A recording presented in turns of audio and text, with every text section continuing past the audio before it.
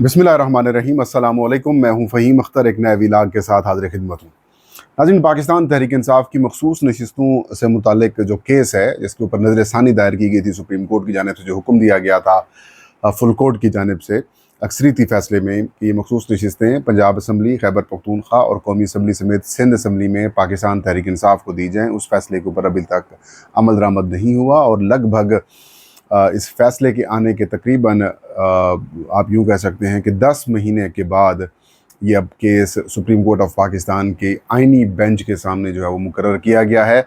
कुल 13 रुकनी जो आइनी बेंच है वो इस केस की जो है वो समाअत करेगा और इस केस की समाअत 6 मई को जो है वो मुकर्रर की गई है। जस्टिस अमीरुद्दीन ख़ान इसकी सरबराही में ये बेंच समाअत करेगा और इस केस को लेकर पाकिस्तान तहरीक इंसाफ की जानिब से उनकी जो सियासी कमेटी है या फिर उनकी जो कोर कमेटी है उसका अहम तरीन इजलास होता है और इस इजलास में तहरीक इंसाफ अहम तरीन कुछ फ़ैसले करती है। उन फ़ैसलों से आपको आगाह करेंगे और ये फ़ैसले सुप्रीम कोर्ट ऑफ पाकिस्तान के आइनी बेंच समेत पाकिस्तान तहरीक इंसाफ की जो मुखालिफ सियासी जमातें जिन्होंने मखसूस नशिस्तें क्लेम की हैं, इलेक्शन कमीशन और वफाकी हुकूमत के लिए परेशानी की वजह बन सकती है। इसके अंदर इलेक्शन कमीशन को भी परेशानी का सामना करना पड़ सकता है। तमाम तर मौज़ूआत के ऊपर गुफ्तगू करेंगे। ये दोनों मतलब इशूज़ हैं, कमीशन और हुकूमत को क्या टेंशन हो सकती है, तहरीक इंसाफ का अहम डिसीजन क्या है और सुप्रीम कोर्ट क्या फ़ैसला कर सकती है, उसके ऊपर गुफ्तगू करेंगे।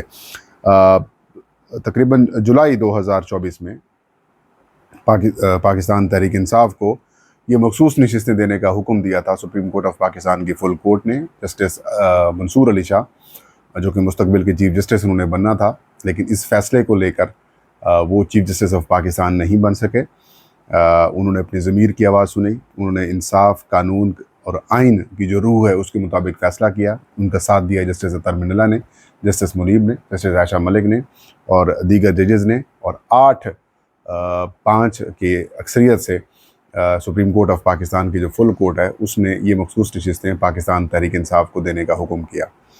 मुस्लिम लीग नून, पाकिस्तान पीपल्स पार्टी, इलेक्शन कमीशन और जो बाकी सियासी जमातें हैं जो मुखालिफिन थे पाकिस्तान तहरीक इंसाफ के, वफाकी हुकूमत उसमें शामिल थी, उनकी जानिब से ये एतराज़ किया गया कि पाकिस्तान तहरीक इंसाफ तो इसके अंदर फ़रीक ही नहीं थी, तो फिर फ़रीक को क्यों सीटें दी गई। इससे बेहतर था कि सुन्नी इत्तेहाद कौंसिल को अगर मखसूस नशिस्तें दे दी जाती तो ये इशू पैदा ना होता।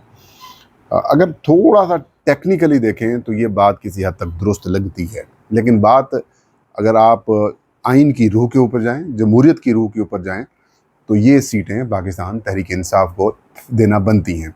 वजह जो डिटेल रीज़न्स हैं जजमेंट की, उसके अंदर भी ये बड़े वाज़ेह अंदाज में लिखा गया है कि क्योंकि सुन्नी इत्तेहाद कौंसिल ने इलेक्शन कॉन्टेस्ट नहीं किया था। ये एक हकीकत है। सुन्नी इत्तेहाद कौंसिल को बाद में कवर करने के लिए, पीटीआई को मखसूस नशिस्तें हासिल करने के लिए पीटीआई की तरफ से ये कोशिश ज़रूर की गई, लेकिन सुन्नी इत्तेहाद कौंसिल इलेक्शन में नहीं गई और सुन्नी इत्तेहाद कौंसिल को अवाम ने वोट नहीं दिया।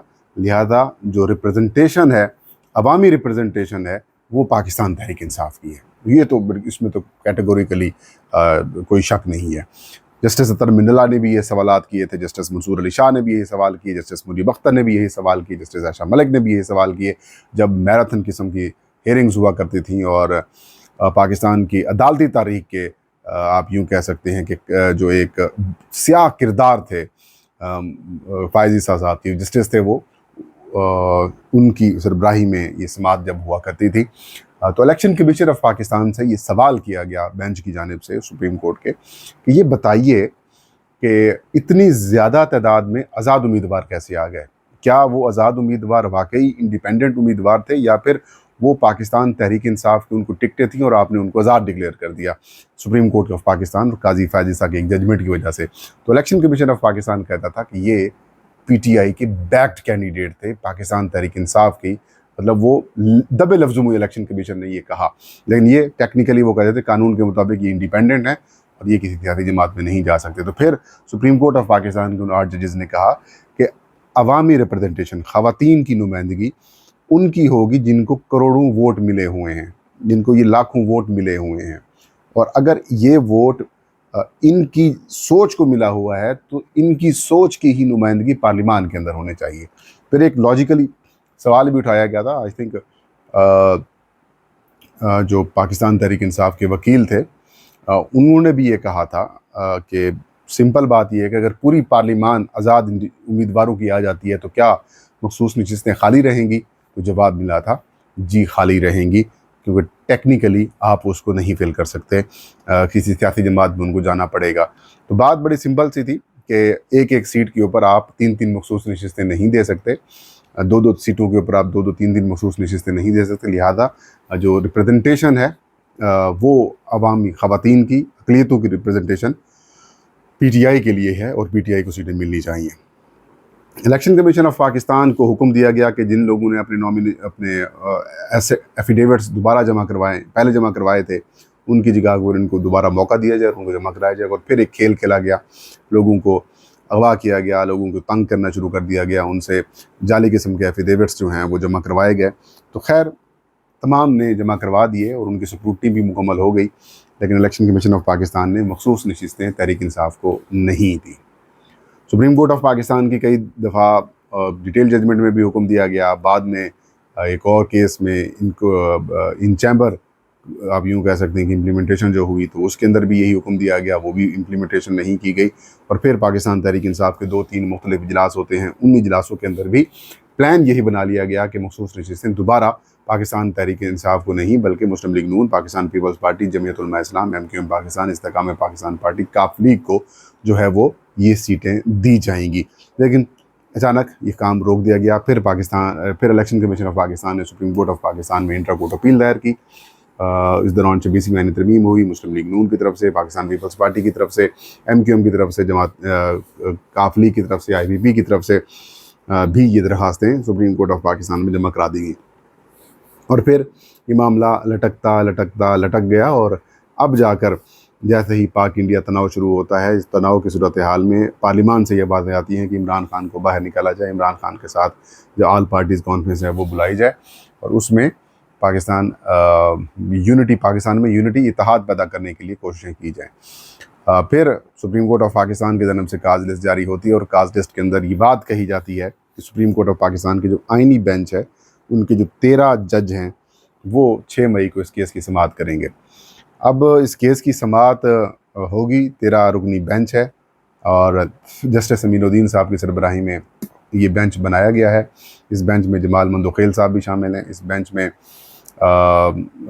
जनाब आमिर फ़ारूक भी शामिल हैं। इस बेंच में और भी बड़े बड़े जो हीरे इस वक्त हुकूमत के साथ मिले हुए हैं या फिर जो एग्जेक्टिव की तरफ से, क्योंकि जुडिशल कमीशन में इजलास जुडिशल कमीशन के अंदर में आप यूँ कह सकते हैं कि अक्सरियत जो है वो इंतज़ामी मामलात हैं, वफाकी वज़रा ज़्यादा हैं, हुकूमती MNA और सेनेटर की तादाद है, वो मेंबर्स हैं, अटारनी जनरल वज़ीर कानून मिल जाते हैं और साथ में अमीनुद्दीन साहब मिल जाते हैं, तो उनकी अक्सरियत बन जाती है। तो यूँ कह सकते हैं कि जो उनकी तरफ से जो एग्जेक्टिव के मेंबर्स हैं वो इस वक्त सुप्रीम कोर्ट चला रहे हैं, वो बेंच बना रहे हैं और आइनी बेंच के सामने, 13 रुकनी बेंच के सामने ये केस जो है वो 6 मई को मुकर्रर किया गया है। उसके अंदर ये सारे मामला सामने आएंगे।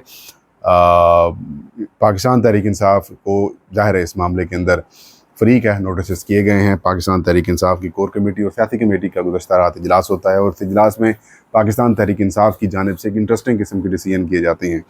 वो ये डिसीजन किया जाता है कि तो पहला टोटल इस केस के बैकग्राउंड के ऊपर ब्रीफ किया जाता है कि ये केस क्या था, इम्प्लीमेंटेशन नहीं हो सकी, अब इस मरले के ऊपर सुप्रीम कोर्ट के आइनी बेंच के सामने ये केस जाएगा। तो एक फ़ैसला तो ये किया जाता है कि तहरीक इंसाफ इस केस में बतौर फ़रीक ना सिर्फ पेश होगी बल्कि वो इस केस को कॉन्टेस्ट भी करेगी। PTI के वो वकील जो पहले इस केस के अंदर जाते थे वो भी जाएंगे, सलमान अकरम राजा भी जाएंगे या फिर और जो पाकिस्तान तहरीक इंसाफ के नामवर वकला हैं वो भी जाएंगे और जो MNAs सेनेटर्स इन्होंने बनना है वो भी जाएंगे और इलेक्शन कमीशन के ख़िलाफ़ एक महाज भी खड़ा किया जाएगा कि इन्होंने अमल दरामद क्यों नहीं किया। अमल दरामद तो कम अज़ कम इस कोर्ट के ऊपर कर दिया जाता, लेकिन नहीं किया गया। इसके ऊपर भी कॉन्टेस्ट करेंगे। फिर एक और इंटरेस्टिंग कि आइनी बेंच के ऊपर भी एतराज़ किया जाएगा कि आइनी बेंच के सामने केस कैसे लगेगा जब फुल कोर्ट है। तो सुप्रीम कोर्ट ऑफ पाकिस्तान के तमाम जजेज़ हैं उसके ऊपर मुश्तमिल फुल कोर्ट बनाया जाए, फिर वो इस केस को सुने। ये भी एक एतराज़ किया जाएगा कि जो ऑथर जज हैं वो क्यों नहीं शामिल किए गए, उनको ऑथर जज को भी बैठना चाहिए क्योंकि उस केस के फैसले के ऊपर रिव्यू किया जा रहा है। जो रिव्यू है उसके लिए नया बेंच नहीं बन सकता। तो जस्टिस मुनीब भी नहीं है, जस्टिस मंसूर अली शाह भी नहीं, जस्टिस अतर मिनल्ला भी शामिल नहीं है। तो ये कैसे मुमकिन है कि आप इसके ऊपर सारी कहानी जो है वो शुरू कर दें।